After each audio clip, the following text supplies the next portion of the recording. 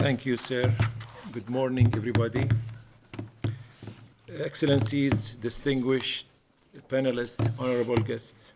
Welcome to our panel debate addressing the issue of protecting internally displaced people in the context of the refugee and migrant crisis. And thank you for your interest and participation. Please allow me to also extend my appreciation to the permanent mission of the United Arab Emirates to the United Nations, Geneva, and the Internal Displacement Monitoring Center for joining forces with the Geneva Center to organize today's panel debate. I would also like to express my gratitude to His Excellency Ambassador Vakif Sadif and to the high-level panelists who have honored us with their presence. Today's program follows the Geneva Center's December 2017 panel debate titled Migration and Human Solidarity, a Challenge and an Opportunity for Europe and the MENA region.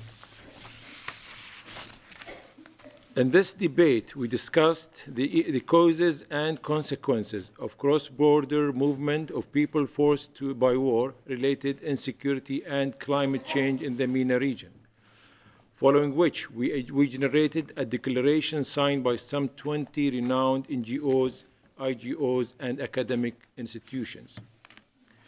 The declaration, titled Mobility and Human Solidarity, a Challenge and an Opportunity for Europe and the MENA region, is still open for signature, and I invite civil society organizations who have not yet done so to join this expanding coalition. Copies of the declaration are available in the room. The situation of IPDs, unfathomable, even for those of us who well verse the statistics and human stories of tragedy that play out every day. Internal displacement affects over 40 million people today. We must remind ourselves to pause as we consider the magnitude of human suffering embedded in that number. In Syria, there are more than 6 million, and in neighboring Iraq, over 3 million IPDs, totaling 10 million refugees with their own border, caused by protracted civil war. While violence-related displacement and sanctions have been the main triggering factor of forced displacement, climate change and environmental degradation likewise contribute to forced displacement.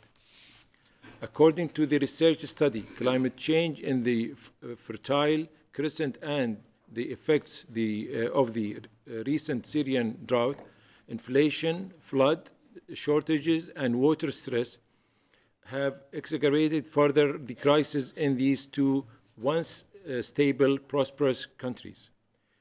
We ask ourselves, how is this possible in the 21st century? Although we are assaulted daily with these facts, the global community is growing weary of the tragedy, and the suffering are forgotten. We see serious consequences ahead. Turning a blind eye to the situation will only deepen the problem and exaggerate the ruin by triggering a new wave of people on the move. What if today's 6 million IPDs in Syria suddenly become tomorrow's refugees seeking refuge and protection in Europe? What will the response be, and how will the effects be managed? We must continue to seek solutions. During today's debate, we turn our attention for the moment to Azerbaijan, where IPDs resulting from protracted conflict were treated differently. The military conflict in Nagorno-Karabakh has lasted for more than 20 years, resulting in forced displacement of some 600,000 Azeris. A difficult situation, and yet IPDs in Azerbaijan enjoy equal access to human rights and fundamental freedoms. The spotlight today on the situation of IDPs in Syria, Iraq, and examining the case study of Azerbaijan will broaden the discussion on situation to promote and advance the human rights of IDPs and people on the move. The Geneva Center remains committed to address the human rights situation of people on the move, encompassing migrants, refugees, and IDPs. The refugee and migrant crisis should not continue to be met with the denial of social justice to people on the move. Societies that demonstrate respect for social justice are the ones most likely to be winners in the long run.